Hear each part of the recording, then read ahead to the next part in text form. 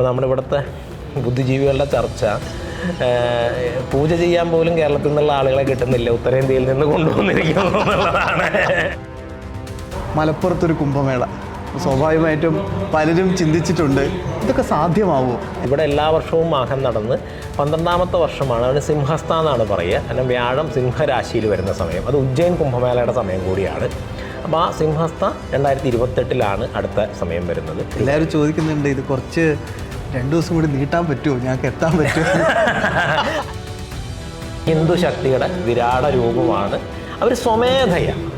അപ്പം ഇന്നിപ്പോൾ കുറച്ച് മുമ്പ് വന്നു പോയവർ, ഒരാൾ ബഹ്റിൽ നിന്നുള്ള ആളാണ്, ഒരാൾ സലാലയിൽ നിന്നുള്ള ആൾ, രണ്ടുപേരും മാഘം ചെയ്യാൻ വേണ്ടി 4 ദിവസത്തെ ലീവ് എടുത്ത് വന്നതാണ്.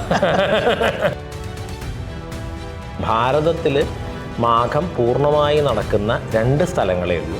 ഒന്ന് തീർത്ഥരാജായിട്ടുള്ള ത്രിവേണി സംഗമമായിട്ടുള്ള പ്രയാഗ്രാജാണ്, 2 ത്രിമൂർത്തി സംഗമമായിട്ടുള്ള തിരുനാവായിയാണ്.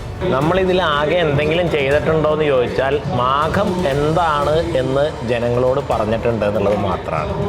മാധവജി അദ്ദേഹത്തോട് പറഞ്ഞു, ഇതിങ്ങനെയുള്ളൊരു വലിയ ഭൂമിയാണ്, അപ്പോൾ ആ ഭൂമിയിൽ ഭാവിയിൽ അതുപോലുള്ളൊരു ഉണർവുണ്ടാവും, നമ്മളൊന്നും ചിലപ്പോൾ അത് കാണാനുണ്ടാവില്ല എന്നേ ഉള്ളൂ എന്നുള്ള രീതിയിൽ പറഞ്ഞു. സേവാഭാരതിയൊക്കെ പൂർണ്ണമായിട്ടും അതിൻ്റെ ഈ നമ്മുടെ സംസ്ഥാനത്തെ തന്നെ എല്ലാ സംവിധാനങ്ങളും ഇതിൻ്റെ സേവാ പ്രവർത്തനങ്ങൾക്ക് മുന്നിട്ടിറങ്ങി.